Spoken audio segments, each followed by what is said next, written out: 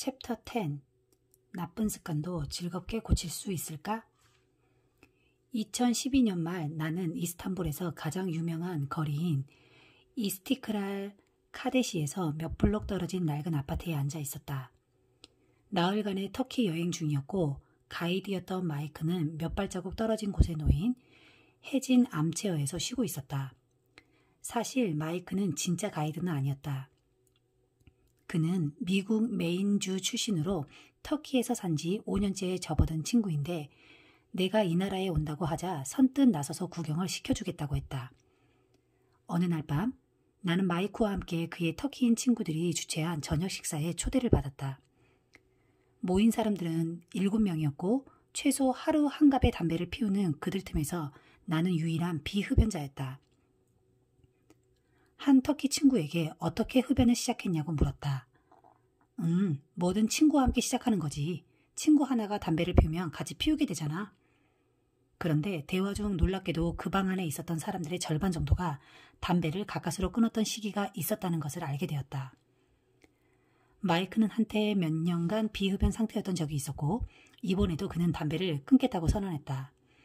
그 이유는 앨런 카의 손쉽게 담배를 끊는 방법이라는 책 때문이었다.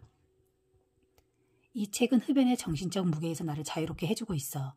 그가 말했다. 책에는 이렇게 쓰여 있어. 스스로에게 거짓말하는 걸 그만두어라.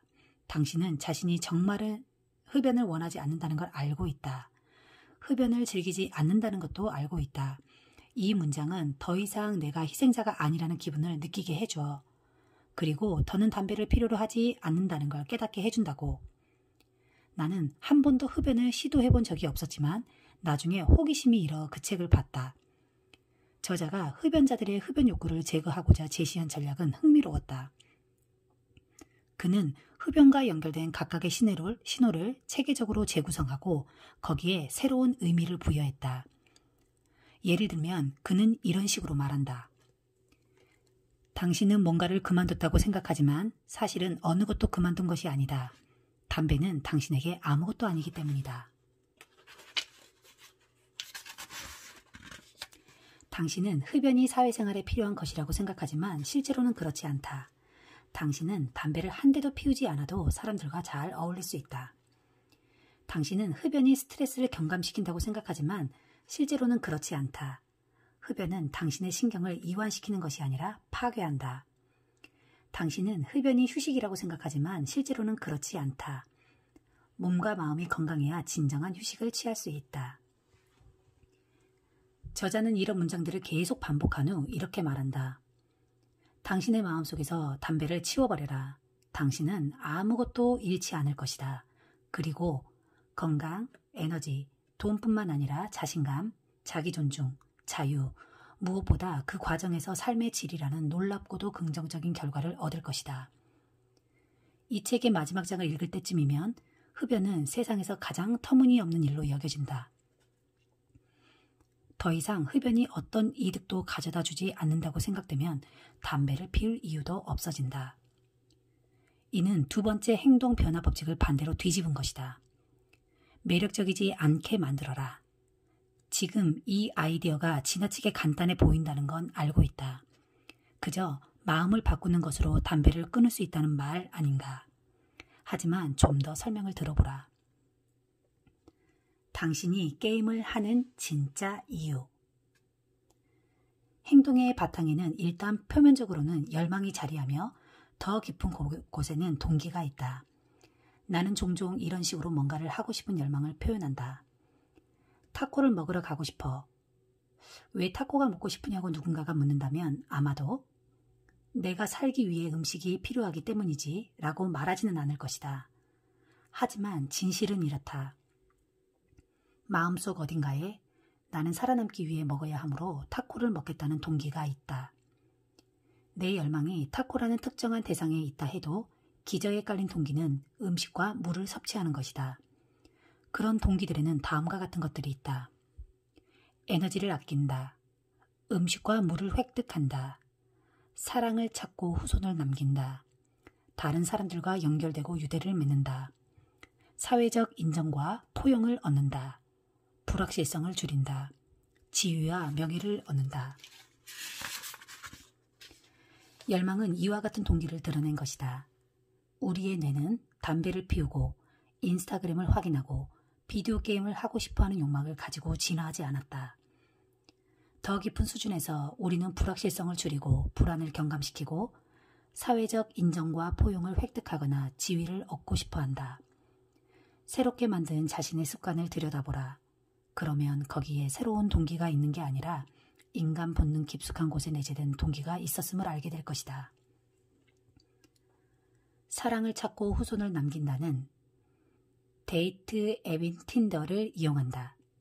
다른 사람들과 연결되고 유대를 맺는다는 페이스북을 검색한다. 사회적 인정과 포용을 획득한다는 인스타그램 포스트를 작성한다. 불확실성을 줄인다는 구글을 검색한다.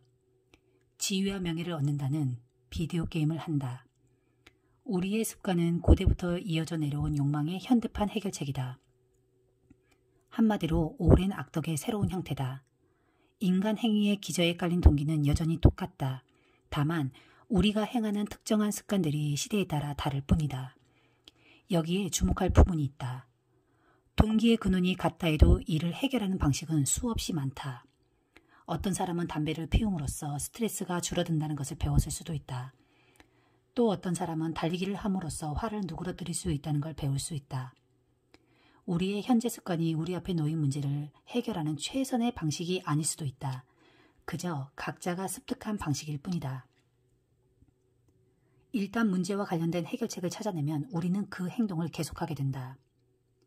습관은 모두 연결작용이다. 이런 연결성은 우리가 어떤 습관을 계속할 만한 가치가 있는지 아닌지를 결정한다.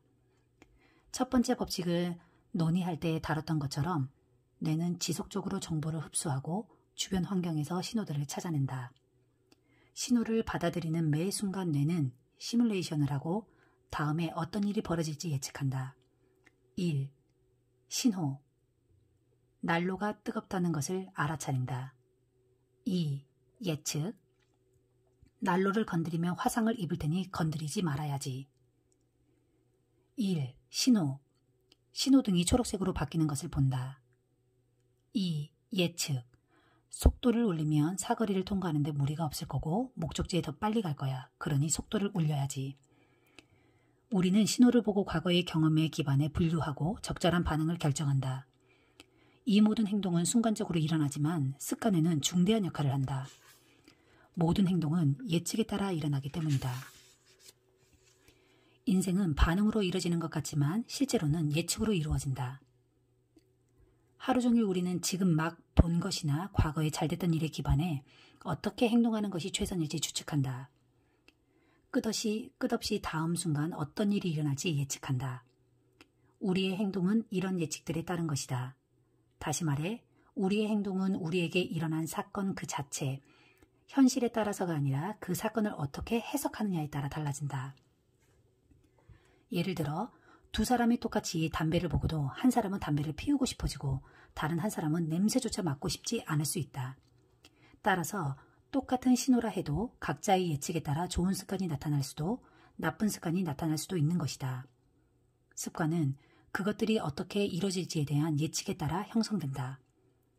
이 예측들은 그 일에 대한 느낌으로 이어진다. 다시 말해 열망이라고 묘사할 수 있는 것, 느낌, 갈망, 촉구 등을 알아차린다. 느낌과 감정은 우리가 인지한 신호를 변형하며 예측을 우리가 적용할 수 있는 동작 신호로 만든다. 또한 느낌은 우리가 지금 무엇을 감지해야 할지를 설명해준다. 예를 들어 우리는 추위에 대해서도 이를 알아차리느냐 아니냐에 따라 지금 당장 따뜻한지 추운지를 느낀다. 기온이 1도가 떨어지면 아무것도 느끼지 못한다. 하지만 10도가 떨어지면 춥다고 느끼고 옷을 한 겹 더 입는다. 춥다는 느낌은 행동을 촉구하는 동작 신호다. 우리는 언제나 신호들을 감지하고 있지만 상황에 따라 더 낫다고 예측될 때만 행동한다. 열망은 뭔가를 놓쳤다는 데 대한 감각이다.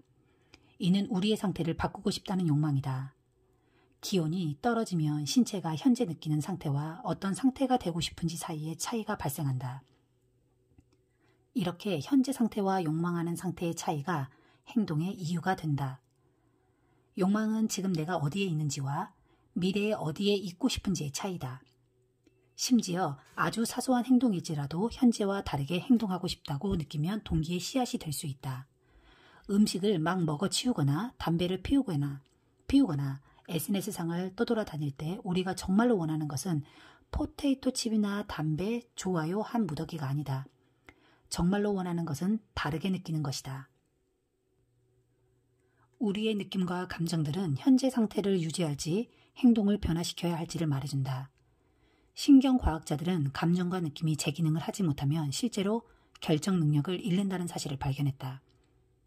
이는 감정과 느낌이 무엇을 추구할지, 무엇을 피해야 할지에 대한 동작 신호임을 말해준다.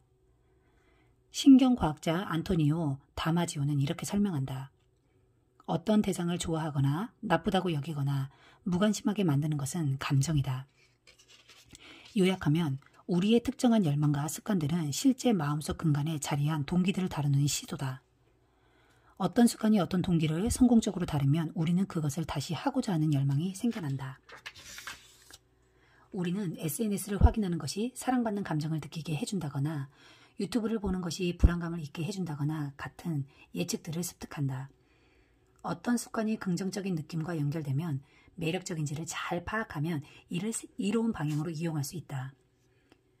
긍정적인 느낌을 만들고 싶다면 긍정적인 경험과 연결시키는 법을 배운다면 어려운 습관 역시 매력적인 것이 될 수 있다. 때때로 마인드세트를 살짝만 바꿔도 된다.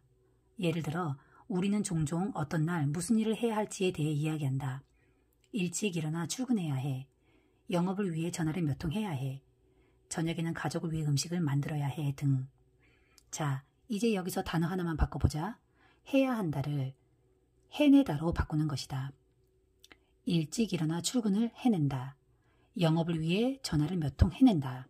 가족을 위해 음식을 만들어낸다 등 단순히 단어 하나를 바꿈으로써 각 사건에 대한 관점을 바꾼다. 즉, 이런 행동들을 부담이 아니라 기회로 보도록 바꾸는 것이다. 여기서 중요한 점은 양쪽의 현실 모두 진실이라는 것이다.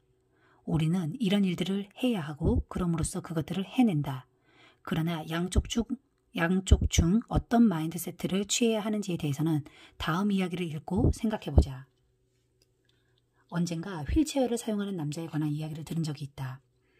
움직임이 제한되어 힘들지 않느냐는 질문에 남자는 이렇게 대답했다고 한다. 저는 휠체어 때문에 제약을 받지 않습니다. 휠체어는 오히려 자유를 주지요. 휠체어가 없다면 저는 침대를 떠날 수도 집을 나설 수도 없을 테니까요. 이런 관점 변화는 그의 삶의 방식을 완전히 바꿔놓았다. 어떤 습관에 관해 결함보다는 이득이 되는 쪽에 집중하는 것은 우리의 마음가짐을 다시 설정하고 어떤 습관을 더욱 매력적으로 만드는 빠르고 손쉬운 방법이다. 운동. 많은 사람이 운동에 대해 에너지를 고갈시키는 일이자 도전해야 할 과업으로 여긴다. 하지만 반대로 운동이 기술을 늘리고 우리의 잠재력을 끄집어내는 방법이라고 생각할 수도 있다.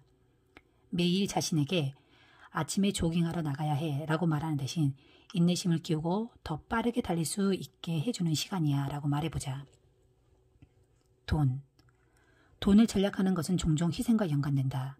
하지만 단순한 진실 하나를 깨달으면 전략이 제한이 아니라 자유임을 알게 된다.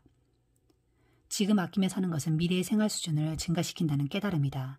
즉, 이번 달에 아낀 돈은 다음 달에 소비 능력을 증가시킨다. 명상. 오늘 3분 더 명상을 하려고 해도 갑자기 잡생각이 끼어들면 쉽게 망칠 수 있다.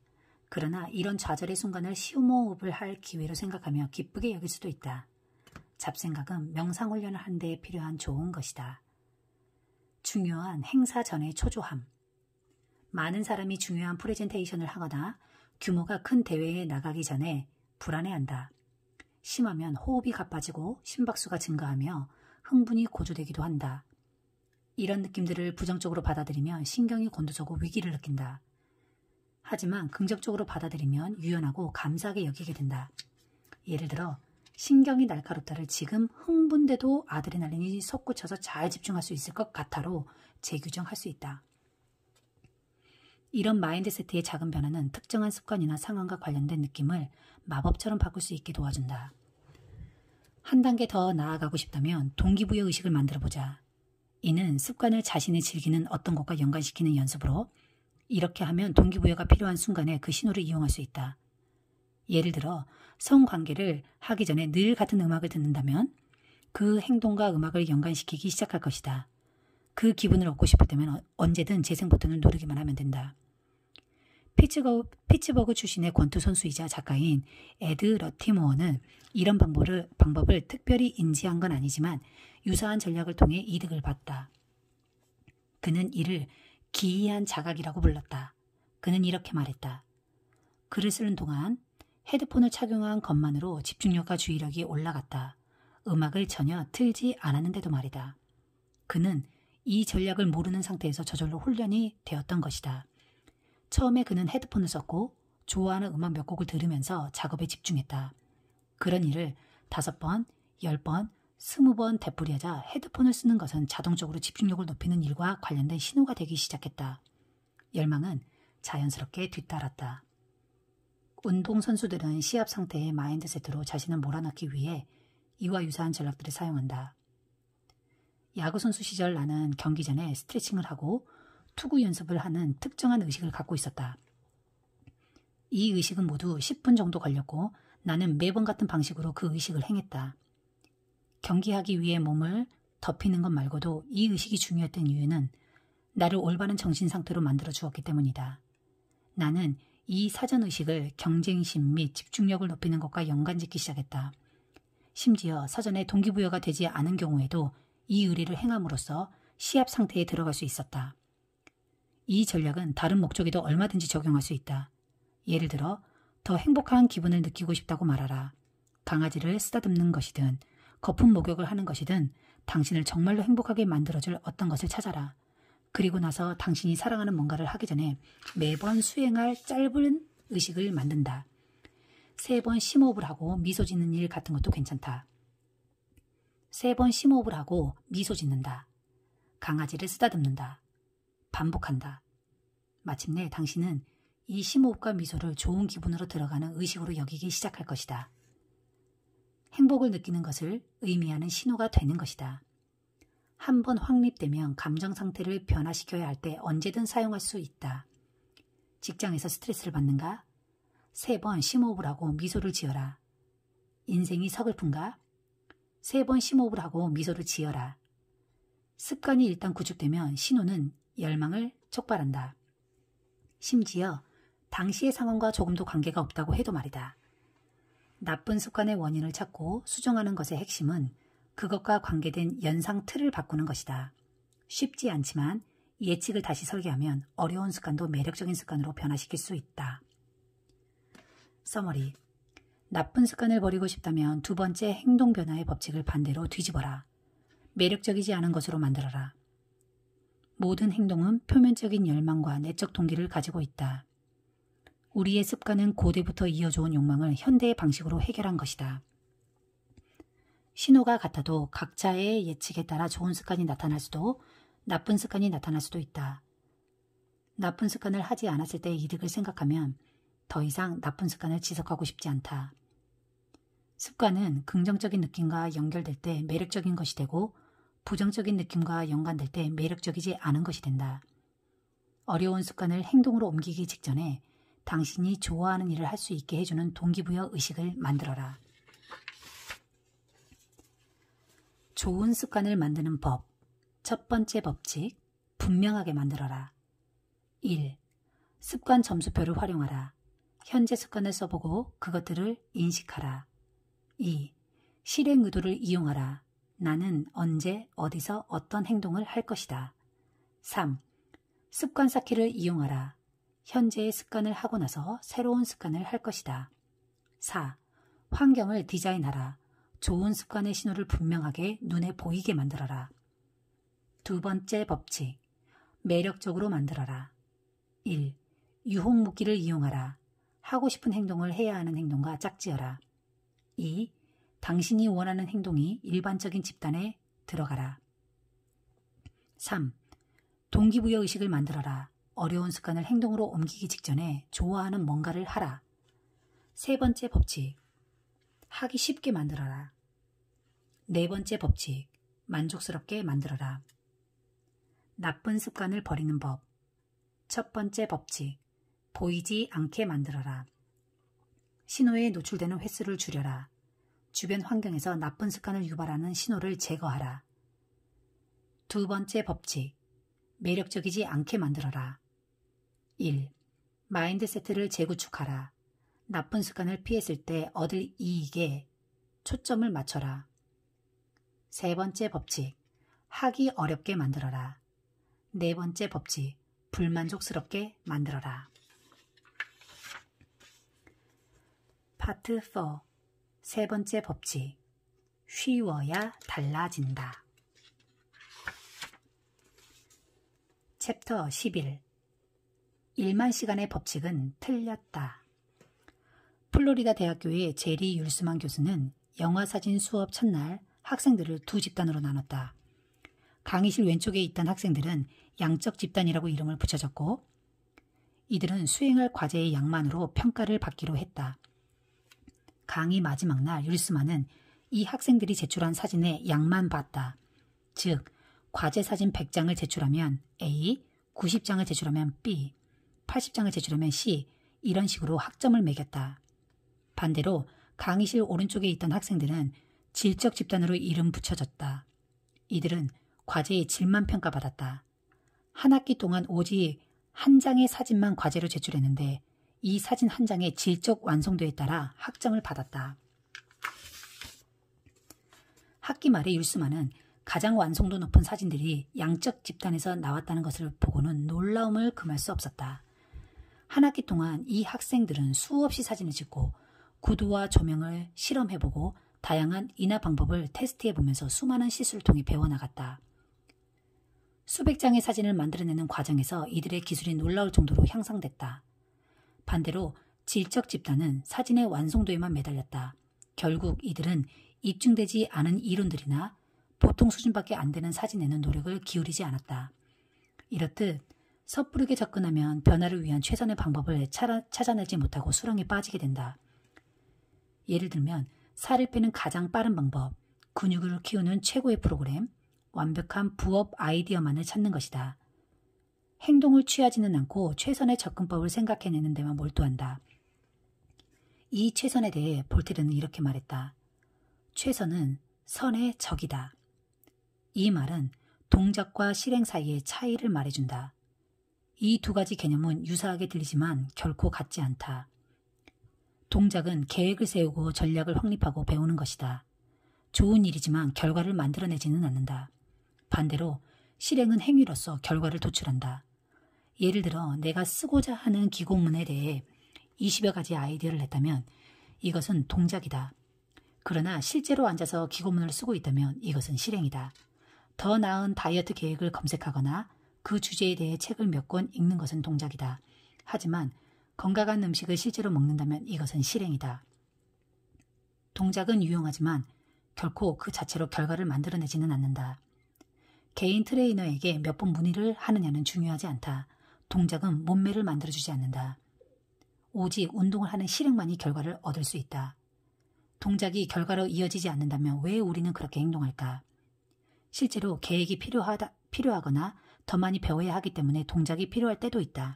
하지만 우리는 종종 실패할 위험 없이 그 과정을 겪는 듯한 기분을 느낄 수 있기 때문에 움직이기만 한다. 우리 대부분은 비판을 피하는데 선수들이다. 실패하거나 사람들의 평가를 받는 건 기분 좋은 일은 아니므로 그런 일이 발생할 상황을 피하는 것이다. 이것이 우리가 실제로 실행하기보다는 동작 정도까지만 하는 가장 큰 이유이기도 하다. 실패하고 싶지 않고 하더라도 가능하면 나중으로 미루고 싶은 것이다. 동작은 쉽다. 아직 자신이 그 과정 중에 있다고 느끼게 해준다. 우리는 생각한다. 나는 지금 잠재고객 4명과 대화를 했어. 좋아. 제대로 가고 있는 거야. 내가 쓰고 싶은 책에 대해 몇 가지 아이디어를 떠올렸어. 이걸 합치면 돼. 동작은 뭔가를 했다는 느낌을 준다. 하지만 실제로는 뭔가를 하는 준비를 한 것뿐이다. 준비가 미루기의 또 다른 형태가 돼서는 안 된다. 무엇이든 실제로 변화하는 게 중요하다. 우리는 한낱 준비만 하는 것만을 바라지 않는다. 연습을 바란다. 어떤 습관에 통달하려면 가장 중요한 건 반복이다. 완성하는 것이 아니다. 새로 익혀야 할 습관의 면면을 그려볼 필요는 없다. 그것을 연습하기만 하면 된다. 여기서 세 번째 법칙이 도출된다. 그저 반복하라. 그러면 된다. 많이 해야 할까? 오래 해야 할까? 습관은 반복된 행동을 통해 점차적으로 자동화되면서 만들어진다. 어떤 행동을 반복할수록 뇌는 그 행동을 하는데 더 효율적인 구조로 변화한다. 신경과학자들은 이를 장기적 강화라고 부르는데 최근에 패턴화된 행동들을 기반으로 뇌에서 뉴런들의 연결이 강화되는 것을 말한다. 행동이 반복될 때마다 세포와 세포 사이에 주고받는 신호들이 증진되고 신경학적 연결들이 촘촘해진다. 이 현상은 1949년 처음 이를 설명했던 신경과학자 도널드 해브의 이름을 따서 해브의 법칙이라고 알려져 있다. 함께 촉발된 뉴런들은 함께 연결된다. 습관을 반복하면 뇌에서 물리적 변화가 일어난다. 음악가들은 손해가 다른 사람들보다 큰데 이 부위는 기타 현을 뜯거나 바이올린을 활로 켜는 것 같은 신체적 움직임과 중대한 관련이 있다. 수학자들은 하두 정소엽 내에 회백질이 큰데 이 부위는 계산하는 데 중요한 역할을 한다. 이것의 크기는 그 분야에 많은 시간을 들이는 것과 직접적인 연관이 있다. 나이가 많고 경험이 많은 수학자일수록 회백질 크기가 큰 것으로 나타났다. 런던 택시 운전사들의 뇌를 분석한 연구에서 과학자들은 다른 사람들에 비해 이들의 해마가 상당히 크다는 것을 발견했다. 이 부위는 공간 지각 능력과 관계가 있다. 더욱 흥미로운 점은 은퇴한 뒤에는 다시 해마 크기가 감소했다는 점이다. 우리 몸의 근육이 웨이트 트레이닝에 반응하듯이 뇌의 특정 부위도 사용 여부에 따라 조정되며 사용하지 않으면 위축된다. 물론 습관을 세우는 데 있어 반복의 중요성은 신경과학자들이 이 사실을 알아내기 훨씬 전부터 알려져 있었다. 1960년 영국의 철학자 조지 루이스는 이렇게 썼다. 새로운 언어를 말하는 것, 악기를 연주하는 것, 익숙하지 않은 움직임을 배울 때 가장 어려운 것은 느낌이다. 각 감각들이 전달되는 경로들이 확립되지 않았기 때문이다. 자주 반복함으로써 길을 만들면 어려움은 사라진다. 그 행동들은 다른 곳에 마음이 쏠려 있어도 자동으로 수행할 수 있게 된다. 상식과 과학적 증거 둘 다 같은 말을 하고 있다. 반복은 변화의 한 형태라는 것이다. 어떤 행동을 반복하는 순간마다 우리는 그 습관과 연관된 특정한 신경학적 회로를 활성화한다. 즉, 단순한 반복이라 할지라도 새로운 습관을 체화하는 가장 중요한 단계라는 말이다. 엄청난 양의 사진을 찍는 학생들은 기술이 늘고 완벽한 사진을 만들어내는 데만 몰두한 학생들은 기술이 늘지 못한 이유도 이 때문이다. 한쪽은 실제로 연습을 했고 다른 쪽은 수동적으로 배우기만 했다. 한쪽은 실행했고 한쪽은 동작만 있었다. 모든 습관은 노력이 필요한 연습에서 자동적인 행위로 넘어가는 유사한 궤적을 그리는데 이 과정을 자동화라고 한다. 자동화는 각 단계를 떠올리지 않고도 행동을 수행하는 능력으로 행동이 무의식에 새겨질 때 일어난다. 위 그림은 매일 10분씩 걷기라는 실제 습관에 관한 자동화 수준을 추적한 연구 결과를 보여준다. 학습 곡선이라 불리는 이 도표의 모양은 행동 변화에 관한 중요한 지시를 알려준다. 습관은 시간이 아니라 횟수에 기반해 형성된다는 것이다. 사람들은 내게 가끔 이런 질문을 한다. 새로운 습관을 만드는데 시간이 얼마나 걸리나요? 하지만 진짜로 물어야 할 질문은 이것이다. 새로운 질문을 만들려면 몇 번이나 그 행동을 해야 할까요? 즉, 습관이 자동화되려면 얼마나 오래 하느냐가 아니라 얼마나 자주 반복하느냐가 중요하다. 습관 형성에서 시간은 어떤 효력도 없다. 21일이냐, 30일이냐, 300일이냐는 중요하지 않다. 중요한 것은 행동을 수행하는 비율이다. 어떤 행동을 사흘에 2번 하는 것과 200번 하는 것은 엄청나게 다른 결과를 초래한다. 차이를 만들어내는 것은 횟수다. 우리의 현재 습관은 수백, 수천 번 반복하는 과정에서 내재화된 것이다. 새로운 습관 역시 그만큼의 반복이 필요하다. 행동이 정신 속에 완전히 내장되고 습관 한계선을 넘어설 때까지 성공적인 시도들을 충분히 엮어내야 한다. 따라서 습관을 자동화하기 위해 얼마나 많은 시간을 들여느냐는 중요하지 않다. 그 과정이 이루어지는 데 필요한 만큼 그 행동을 취했느냐가 중요하다. 습관을 만들려면 연습이 필요하다. 연습을 실행하는 가장 효율적인 방식은 세 번째 행동 변화 법칙과 관련이 있다. 쉽게 만들어라. 이제부터는 이 법칙을 정확히 어떻게 적용하는지 살펴보자. 서머리. 세 번째 행동 변화 법칙은 쉽게 만들어라다. 가장 효율적인 학습 형태는 실행이다. 계획 세우기가 아니다. 실행하는 데 초점을 맞춰라. 움직임에 맞추지 마라. 습관은 반복된 행동을 통해 점차적으로 자동화되면서 만들어진다. 습관을 형성하는 데 들인 시간보다 그 습관을 실행한 횟수가 더 중요하다.